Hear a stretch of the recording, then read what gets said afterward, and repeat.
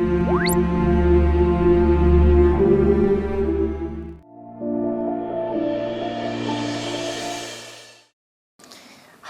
saudara-saudari yang terkasih yang dicintai Tuhan. Salam sehat, penuh kerahiman Tuhan. Di tahun keadilan ini, Komisi Kateketi Kuspen Agung Jakarta menyajikan bahan-bahan permenungan seputar keadilan. Harapannya supaya umat Katolik Kuspen Agung Jakarta dapat menggali inspirasi kepedulian di dalamnya, memperoleh kebijaksanaan, dan jangan lupa melakukan aksi-aksi sosial. Salam katekese, salam sehat, Tuhan memberkati. Keadilan. Hidup Kristiani tidak bisa dilepaskan dari praktik keadilan. Santo Yakobus dalam suratnya mengatakan, Ibadah yang murni dan yang tak bercacat di hadapan Allah Bapa kita ialah mengunjungi yatim piatu dan janda-janda dalam kesusahan mereka dan menjaga supaya dirinya sendiri tidak dicemarkan oleh dunia. Dari pernyataan ini kita bisa melihat bahwa ibadah yang tidak diikuti dengan karya cinta kasih, khususnya bagi mereka-mereka yang lemah dan miskin, ialah ibadah yang sia-sia. Maka kitab Amsal menyatakan, Orang benar mengetahui hak orang lemah, tetapi orang fasik tidak mengertinya. dengan ini ditegaskan bahwa orang-orang lemah mempunyai hak untuk menikmati sebagian dari kekayaan kita. Memang, pada akhirnya keadilan mengalir dari hati dan sifat Allah sendiri. Allah menciptakan segalanya baik, dan karena itu menginginkan agar seterusnya tetap baik.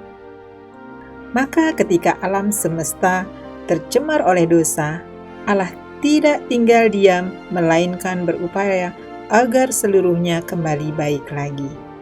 Ia turun ke dunia agar kebaikannya dan keadilannya dikenal oleh manusia, dan dengan itu ia memanggil manusia untuk mau terlibat dalam mewujudkan kebaikan dan keadilan itu. Baik secara pribadi maupun kelompok manusia dipanggil untuk berpartisipasi dalam karya Allah mewujudkan keadilan di dunia. Memperhatikan dan mempedulikan mereka yang lemah, kecil, miskin, tersingkir, dan difabel adalah tugas yang tidak bisa dielakkan oleh manusia. Maka para nabi Perjanjian Lama sering mengecam para penguasa atau pemimpin agama yang menindas rakyat kecil. Hal yang sama juga dilakukan Yesus.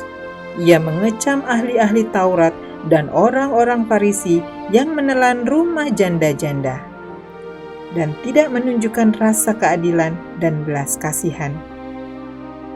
Mengikuti jejak Yesus, Yakobus juga mengecam para pemimpin agama Kristen yang bertindak pilih kasih, yakni mengutamakan orang kaya dan meremehkan orang miskin. Di zaman ini, persoalan keadilan masih sangat relevan untuk diangkat ke permukaan. Apalagi di saat pandemi COVID-19 ini. Gejala sama terjadi. Manusia cenderung mengejar kesalehan pribadi tanpa mempedulikan keadilan sosial. Mereka merasa diri aman dan nyaman jika sudah ikut ibadah online atau berdoa pribadi. Bahkan tidak sedikit yang mengikutinya setiap pagi. Tetapi apakah kita juga peduli pada meningkatnya jumlah orang miskin, pekerja yang di-PHK, pengangguran yang meroket? Apakah celengan tahun keadilan juga masih dijalankan secara cermat? Justru di saat-saat seperti sekarang inilah kita perlu lebih meningkatkan kepedulian kita kepada mereka yang membutuhkan bantuan. Tentu kita harus menembus tembok eksklusivisme.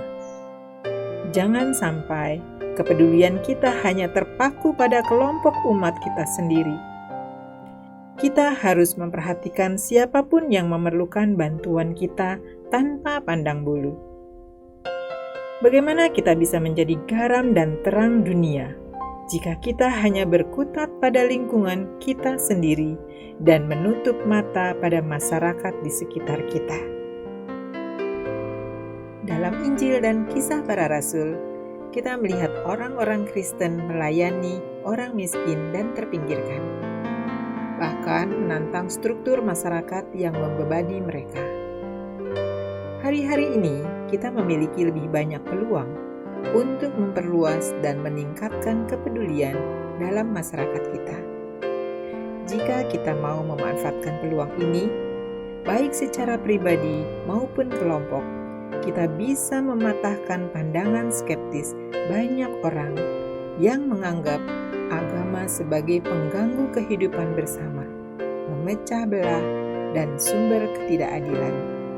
Kita harus tetap sadar bahwa iman Kristiani yang benar adalah iman yang berakar kuat pada keadilan yang mengalir dari hati Allah.